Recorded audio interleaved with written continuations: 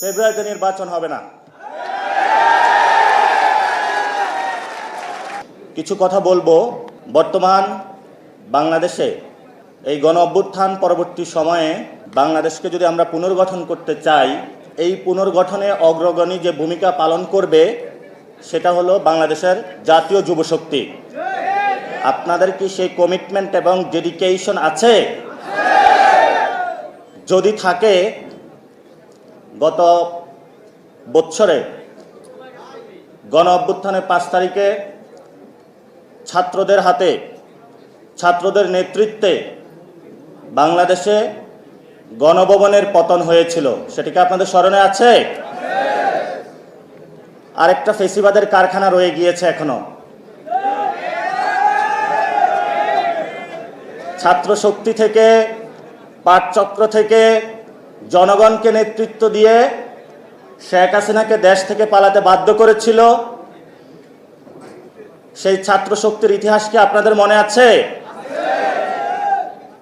আরেকটা ভবন আছে, সেটা হলো বঙ্গভবন। এটার পতন আপনাদের হাত ধরেই হবে ইনশাআল্লাহ।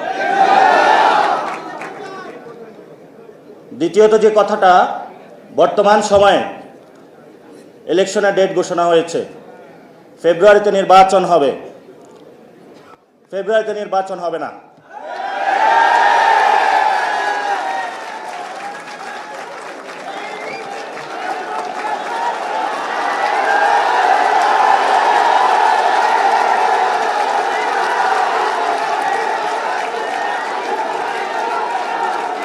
শুনেন,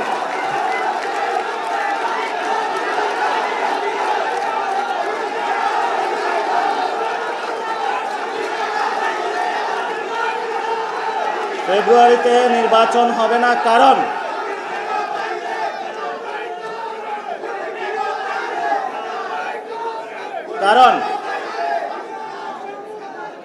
কারণ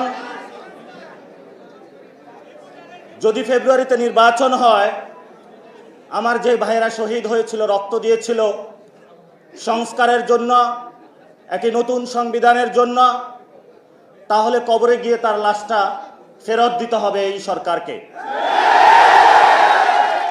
আমার যে ভাইয়ের হাতটা চলে গিয়েছিল, যদি সংস্কার কাজ শেষ না করে নির্বাচন হয়, তাহলে এই সরকারকে আমার ভাইয়ের হাতটা ফিরিয়ে দিতে হবে। যে মায়ের বুক খালি হয়েছিল, যদি সংস্কার ছাড়া, একটি নতুন সংবিধান ছাড়া বাংলাদেশে নির্বাচন হয়, তাহলে ওই মায়ের বুকের সন্তানকে ফেরত দিতে হবে।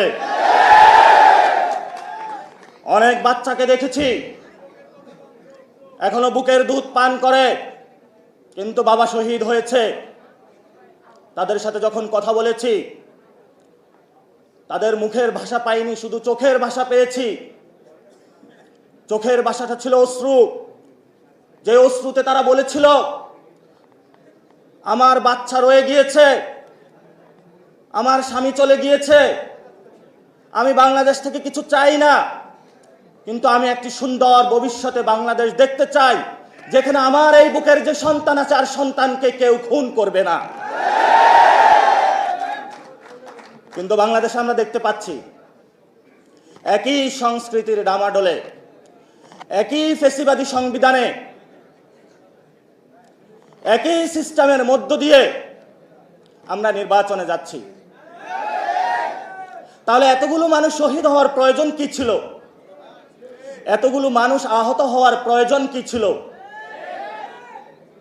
আপনারা দেখেছেন, এখানে অনেক মিডিয়া ভাই রয়েছেন।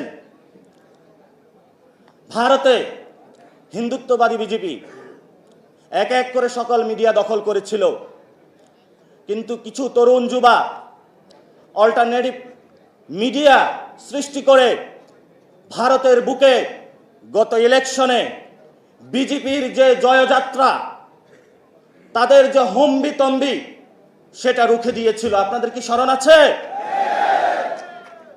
আপনাদেরকে সেই ভূমিকায় নামতে হবে। বর্তমানে গণ অভ্যুত্থানে যারা নেতৃবৃন্দ রয়েছেন, 1 লাখ টাকা, 5 লাখ টাকা বিভিন্নভাবে এমনভাবে ক্যারেক্টারাইজেশন করা হচ্ছে, মনে হচ্ছে বাংলাদেশের সবচেয়ে বড় তারা ক্রিমিনাল। এসব ফাইজলামি বন্ধ করতে হবে।